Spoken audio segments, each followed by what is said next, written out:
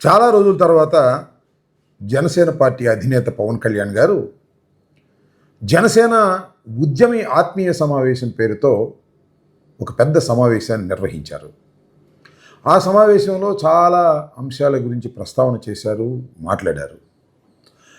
ఆ మాట్లాడిన అన్ని విషయాల జోలికి నేను వెళ్ళను, కానీ కొన్ని విషయాలు నొక్కి మరీ ప్రస్తావన చేశారు, సమాధానాలు చెప్పేటటువంటి ప్రయత్నం చేశారు. దేనికి సమాధానాలు చెప్పారంటే, సోషల్ మీడియాలో వస్తున్నటువంటి వాటికి లేదా ఆయన్ని విమర్శ చేస్తున్నటువంటి అంశాల మీద ఆయనే ప్రస్తావన చేసి సమాధానాలు చెప్పేటటువంటి ప్రయత్నం చేశారు. ఆ సమాధానాలు విన్న తర్వాత ఎందుకు ఇంత ఇమ్మెచ్యూర్డ్గా పలాయనవాదంతో పవన్ కళ్యాణ్ గారు మాట్లాడుతున్నారు, ఆయన రాజకీయాల్లో చాలా కాలం నుంచి ఉన్న ఏమాత్రం అవగాహన పెంచుకోలేకపోయారనేటువంటి కించిత్ బాధ నాకు కలిగింది. దానిలో ప్రధానమైనది ఏంటంటే, ఆయన చేసిన వ్యాఖ్యలు నేను ముఖ్యమంత్రి కావాలని రాజకీయాల్లోకి రాలేదు అనేది ఒక వాదన. రెండో అంశం ఏంటంటే, తమిళనాడులో ఎవరో పార్టీ పెట్టి అధికారంలోకి వస్తే మీరు కూడా అలా చేసి ఉంటే బాగుంటుందని చాలామంది మెసేజ్లు పెడుతున్నారు, తమిళ రాజకీయాలు వేరు, ఆంధ్రప్రదేశ్ రాజకీయాలు వేరు అనేటువంటి మాట మాట్లాడారు. ఇక మూడో అంశం ఏమిటంటే, వంగవీటి మోహన్ రంగారావు గారి గురించి గొంతు చించుకుని ఇప్పుడు మాట్లాడుతున్న వారు 60 పైన దాటిన వాళ్ళు ఉన్నారు కదా, వాళ్ళందరూ అప్పుడు టీనేజ్లోనూ 25-24 సంవత్సరాలు ఉండి ఉంటారు కదా, మరి వాళ్ళందరూ నాకు ప్రాణహాని ఉంది అని ఆయన బహిరంగంగా చెబితే ఎందుకు దడికట్టలేకపోయారు, ఎందుకు రక్షించలేకపోయారనేటువంటి ఒక ఇన్మెచ్యూర్డ్ వాదన్ని వినిపించేటటువంటి ప్రయత్నం చేశారు. ఒకటేమిటంటే, ముఖ్యమంత్రి కావాలని నేను రాజకీయాల్లోకి రాలేదు. Yes, it is true. ఇది మీ అందరూ అనుకుంటున్నటువంటి అంశమే. డే 1 నుంచి కూడా 2014 నుంచి ఇవాళ వరకు కూడా మీరు ముఖ్యమంత్రి కావాలనే ప్రయత్నం చేయటం లేదు. నెంబర్ 1. చేయకపోతే చేయకపోయారు. రాజకీయాల్లో సిద్ధాంతం కోసం అన్కాంప్రమైజ్డ్గా ఉన్నారు అంటే అది లేదు. సిద్ధాంతాలన్నీ కాంప్రమైజ్ చేసుకుంటూ వచ్చారు. మొట్టమొదట మీరు నారా చంద్రబాబు నాయుడు గారికి సపోర్ట్ చేశారు. దేనికి సపోర్ట్ చేశారు? ఏం ఆశించి సపోర్ట్ చేశారు? ఒక్క సీటైనా తీసుకున్నారా? ఒక్క సీటు కూడా తీసుకోకుండా మీరు సపోర్ట్ చేశారు. దానివల్ల ఆయన అధికారంలోకి వచ్చాడు.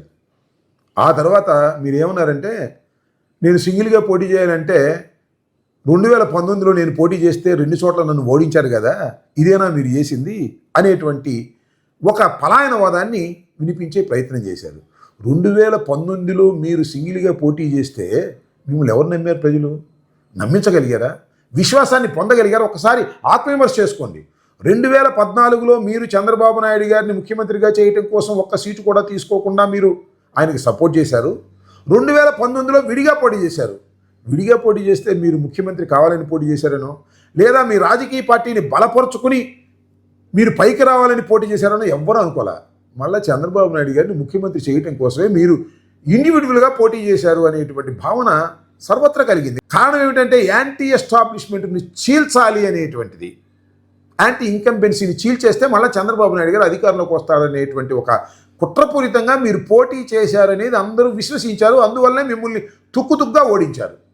మళ్ళీ ఏం చేశారు? మళ్ళీ చంద్రబాబు నాయుడు గారితో కలిసి మళ్ళా ప్రయాణం మొదలెట్టారు. అంటే టోటల్గా మీరు చంద్రబాబు నాయుడు గారిని ముఖ్యమంత్రి చేయటం కోసమే మీరు రాజకీయ పార్టీ పెట్టారని ప్రజలు పూర్తిగా విశ్వసించారు. ఇప్పుడు కూడా విశ్వసిస్తున్నారు. అందువల్లనే మిమ్మల్ని ప్రజలు గెలిపించలేకపోయారనే విషయాన్ని మీరు గమనించుకోకుండా ఏదో అపరిపక్వంగా మీరు మాట్లాడి సమాధానం చెప్పుకోవాలనేటువంటి ప్రయత్నం చేయటం చాలా దురదృష్టకరం. రెండో అంశం ఏంటంటే, తమిళ రాజకీయాలు వేరు, ఆంధ్రప్రదేశ్ రాజకీయాలు వేరు. ఏంటబ్బా తమిళ రాజకీయాలు వేరు? ఇక్కడ ఎన్టీ రామారావు గారు ముఖ్యమంత్రి అయ్యాడు, అక్కడ ఎంజి రామచంద్ర గారు ముఖ్యమంత్రి అయ్యాడు. ప్రయత్నం చేస్తే విజయ్ కూడా ముఖ్యమంత్రి అయ్యాడు. మీరు ప్రయత్నం చేయక ముఖ్యమంత్రి కాలేకపోయారనేటువంటి వాదనని బలంగా తీసుకొచ్చారు. అదెవరో వైఎస్ఆర్ కాంగ్రెస్ పార్టీ తీసుకొచ్చింది అనుకోకండి.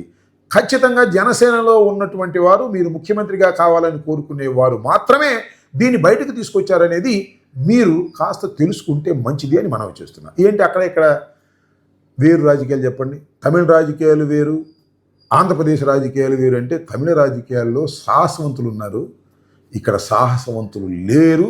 అంటే మీరు సాహసం చేయలేకపోయారని వాస్తవాన్ని గమనించుకోకుండా ఏదో జగన్మోహన్ రెడ్డి గారిని ఓడించడం కోసమే నేను పార్టీ పెట్టాననే పద్ధతుల్లో వెళ్ళడం వల్ల మీరు ప్రజల విశ్వాసాన్ని, జనసేన విశ్వాసాన్ని, కాపుల విశ్వాసాన్ని మీరు పొందలేరనేది కూడా గమనిస్తే మంచిదనేది నా అభిప్రాయం.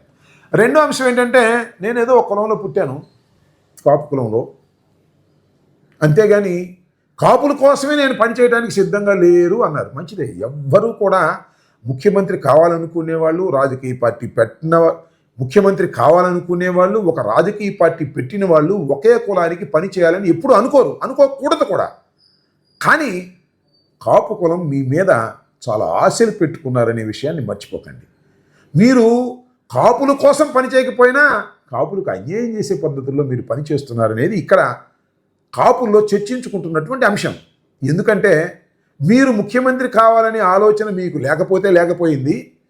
చంద్రబాబు నాయుడు గారిని ముఖ్యమంత్రి చేయడం కోసం కాపులందరినీ మీ పక్కన నడవమంటున్నారు. మీరేమన్నారు? కాపుల గురించి నేను పని చేయను అన్నారు. మంచిదే, పని చేయమాకండి. అయితే కాపులు పెద్దన్న పాత్ర పోషించాలని ఎందుకు చెప్పారండి? మర్చిపోయారు అది? కాపులు పెద్దన్న పాత్ర పోషించాలని కులం పేరు పెట్టి మీరు చెప్పారు కదా. కాపులకు మీరు ఏం చేస్తున్నారు? ఇవాళ కూటమి ప్రభుత్వం అధికారంలోకి వచ్చింది. కాపులకు ఏదైనా చేయగలుగుతున్నారా? కనీసం వైఎస్ఆర్ కాంగ్రెస్ పార్టీ చేసినటువంటి మేలు కూడా ఇవాళ కాపులకు మీరు చేయటం లేదనేది గుర్తుపెట్టుకోండి.